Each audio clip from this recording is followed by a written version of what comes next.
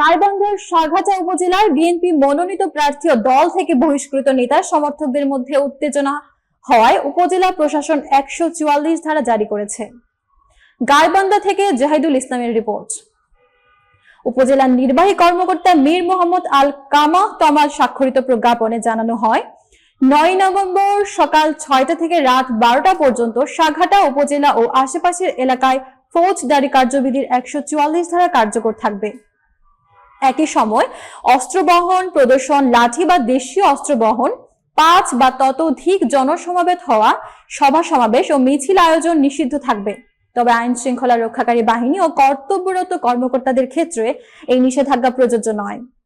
BNP থেকে বহিষ্কৃত নেতা নাহিদুজ্জামান নিশাদ ও দলের মনোনয়ন পাওয়া ফারুক আলম সরকারের সমর্থকদের মোটরসাইকেল শোডাউনকে কেন্দ্র করে দুই গ্রুপের মধ্যে উত্তেজনা সৃষ্টি হয়। গত 24 অক্টোবর দলের যুগ্ম মহাসচিব নাহিদুজ্জামান নিশাদকে দলীয় শৃঙ্খলা ভঙ্গ ও সংগঠন বিরোধী কার্যকলাপের অভিযোগে সকল পদ থেকে বহিষ্কার করেন।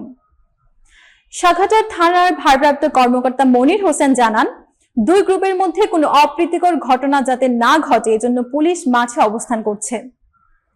প্রশাসন কঠোরভাবে 144 ধারা কার্যকর করছে।